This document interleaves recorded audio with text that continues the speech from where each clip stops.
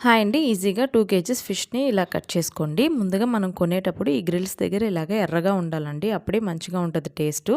ఇలా సిజర్‌తో టైలు అవన్నీ కూడా కట్ చేసుకొని, ఒక చాక్ తీసుకొని ఈ పులుసంతా కూడా చక్కగా నీట్‌గా ఇలాగ తీసేసేయాలండి. ముందుగా ఒకసారి వాష్ చేసుకొని ఇలాగ హెడ్ పార్ట్ కట్ చేసుకోవాలండి ఫస్ట్. ఇప్పుడు ఈ మప్పల్ని పట్టుకొని ఇదంతా కట్ చేసి ఈ రెడ్‌గా ఉన్నవి కూడా తీసేసేయాలండి. హెడ్ పార్ట్‌కి అటు ఇటు ఉన్నవి కూడా ఇలాగే పూర్తిగా కట్ చేసి తీసేసేయాలండి. తర్వాత ఇలాగా సగం వరకు కట్ చేసుకొని లోపల ఉన్న వేస్ట్ అంతా తీసేయాలండి. ఈ చేపలోని చూసారా పొడుగా ఉంది. ఇదంతా కూడా తీసేయాలండి. లోపల వేస్ట్ పార్ట్ అలాగే చేదు కట్టు అని ఉంటుందండి గ్రీన్ కలర్‌లో. అది కూడా తీసి పడేసేయాలి. ఏవైనా ఉన్నా కూడా ఇప్పుడే తీసేసేయాలండి. తీసాక శుభ్రంగా వాష్ చేసుకొని ఇంకా ఇలాగ పీసెస్ లాగా కట్ చేసుకోవడమేనండి.